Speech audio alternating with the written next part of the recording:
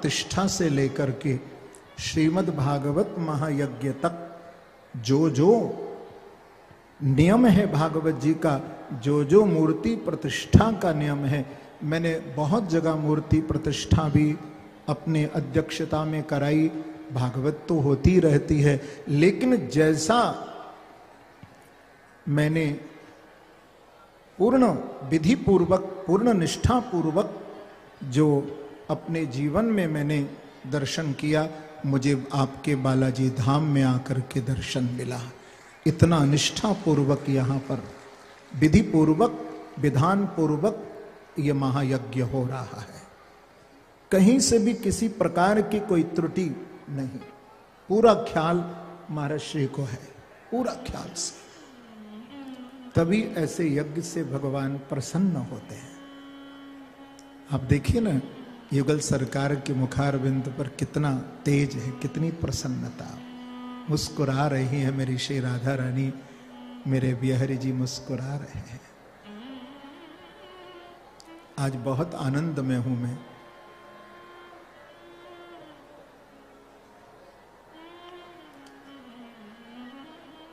सुदामा जी की उस पोटली को भगवान ने खोला और खोल करके एक मुट्ठी चावल खाए। लोग कहते हैं, संत लोग कहते हैं कि 2 मुट्ठी चावल खाए थे, लेकिन भागवत में 1 मुट्ठी चावल का वर्णन है, 2 नहीं, 1 मुट्ठी। पर संतों का कहना है कि भगवान ने 2 मुट्ठी चावल खाए। जब तीसरे मुट्ठी चावल खाने लगे तो रुक्मण जी पंखा कर रही थी, रुक्मण जी के हाथ से पंखा छूट गया और इशारा किया रुक्मण जी ने कि आपने 1 मुट्ठी चावल खाया तो 1 लोक का राज्य सुदामा को दिया, दूसरे मुट्ठी चावल खाए तो दूसरे लोक का राज्य सुदामा को दिया। अब तीसरे मुट्ठी चावल भी खा लोगे और तीनों लोकों का राज्य सुदामा को दे दोगे तो अपने भी रहने की कोई जगह सोची है? कहाँ रहोगे? तो भगवान रुक्मण जी से कहते हैं कि अरे रुक्मणी, तू तो केवल इस संपत्ति की बात कर रही है। भगवान कहते हैं कि अरे रुक्मणी, अरे लक्ष्मी, यदि तू कहे तो मैं अपने, क्योंकि याद कर संसार में यदि ब्राह्मण नहीं होते तो तू मेरे घर कैसे आती? वही ब्राह्मण पत्रिका लेकर के मेरे पास आया था। तू बस चले तो मैं अपने ऐसे परम वैष्णव भक्त ब्राह्मण ब्रह्मनिष्ठों को तो मैं तुझे भी उठाकर के प्रदान कर दूं, तुझे भी दे दूं। देखिए, भगवान जब प्रसन्न होते हैं तो प्रभु अपना हृदय खोल देते हैं। अपने भक्त पर जब प्रभु रीझते हैं तो अपना हृदय खोल देते हैं।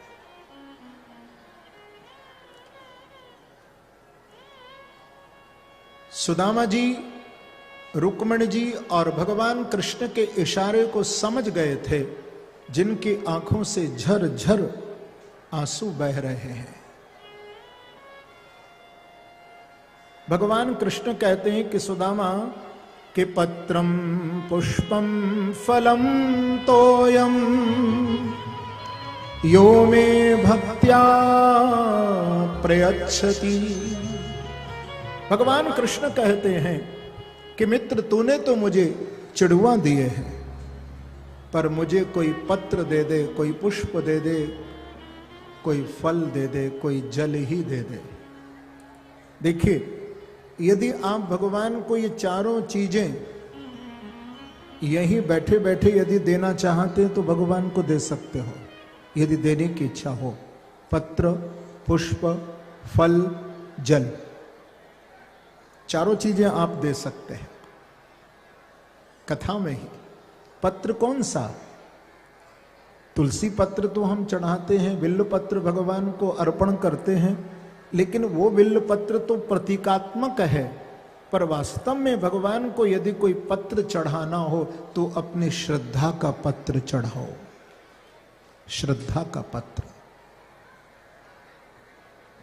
यदि पुष्प भगवान को देना हो तो वो फूल तो बाजार से आप लाके भगवान को चढ़ाना, लेकिन एक फूल है आपका मन।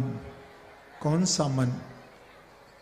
निर्मल मन जन सोहे मोहे पावा, मोहे कपट छल छिद्र न। निर्मल मन, सुमन, ये सुंदर मन को भी भगवान को अर्पण करना है?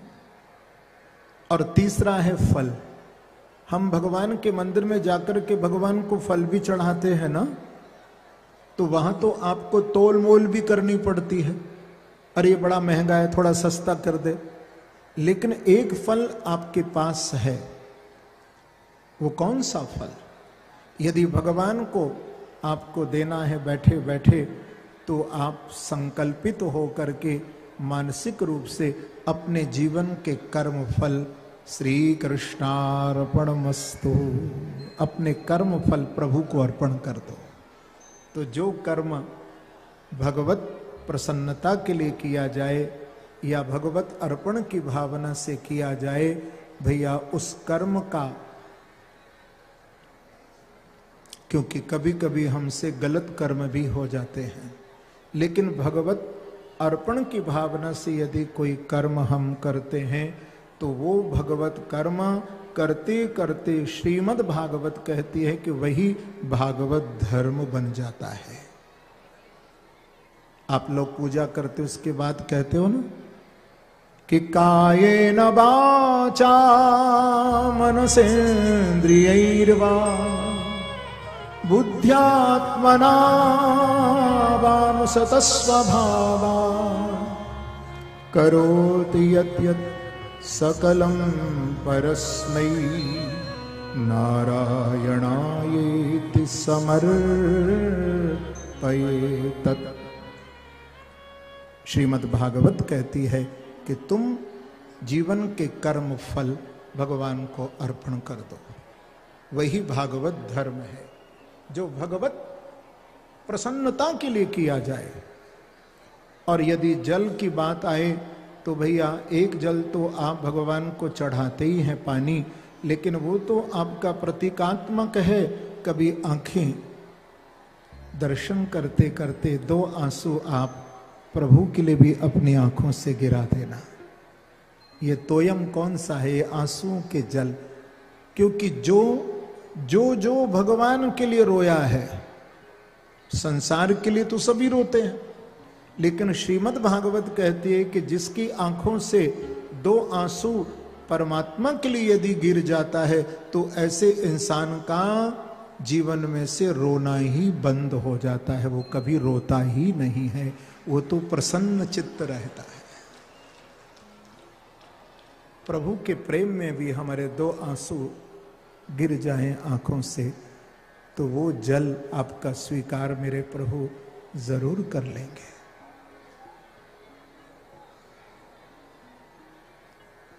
आज सुदामा जी को हाथों से भगवान ने कुछ नहीं दिया, लेकिन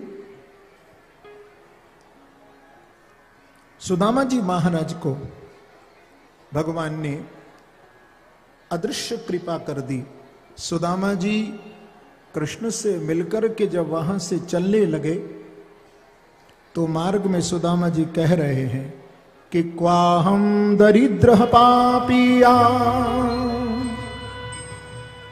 क्वा कृष्ण श्रीनिकेतन ब्रह्मबंधोरितिस्माहम् बाहुभ्याम परिरंभितः। जब रास्ते में अपने गांव की ओर सुदामा जी भगवान से मिलकर के आ रहे थे तो सोचते हैं कि अच्छा हुआ मुझे प्रभु ने कुछ नहीं दिया, क्योंकि मेरी तो पहले भी कुछ कृष्ण से लेने की इच्छा नहीं थी, मेरी तो केवल उनके दर्शन की इच्छा थी। हाँ, मेरी पत्नी की इच्छा थी तो मैं उसको समझा दूंगा। देख सुशीला, मुझे कृष्ण का दर्शन मिल गया और मैं क्या कन्हैया से मांगता, कितनी बड़ी उनकी कृपा हो गई। कह रहे हैं सुदामा जी कि बाहुभ्याम परिरंभिता। सुदामा जी महाराज कहते हैं इससे बड़ी और मुझे कौन सी वस्तु कृष्ण देते कि जब मैं उनसे मिलने के लिए गया तो मेरे द्वारिकानाथ ने मुझे अपनी बाहों में भर लिया, मुझे सब कुछ ही मिल गया। बाहुभ्याम परिरंभिता, मुझे अपनी बाहों में भर लिया, मुझे सब कुछ मिल गया। ऐसा सोचते सोचते सुदामा जी जब अपने गांव में पहुंचे तो क्या देखा कि वहां तो बड़े बड़े महल खड़े हैं। लोगों से पूछा कि भैया ये कौन से राजा का नगर है, तो लोगों ने कहा कि ब्राह्मण देवता ये सुदामा नगर है। ये सुदामा नगर है? हाँ। अब जहां टूटी फूटी सुदामा जी की झोपड़ी थी वहां गए तो वहां भी महल खड़ा है, क्योंकि पीछे से भगवान के पार्षद आए थे, धन संपत्ति देकर के चले गए। ध्यान रखना,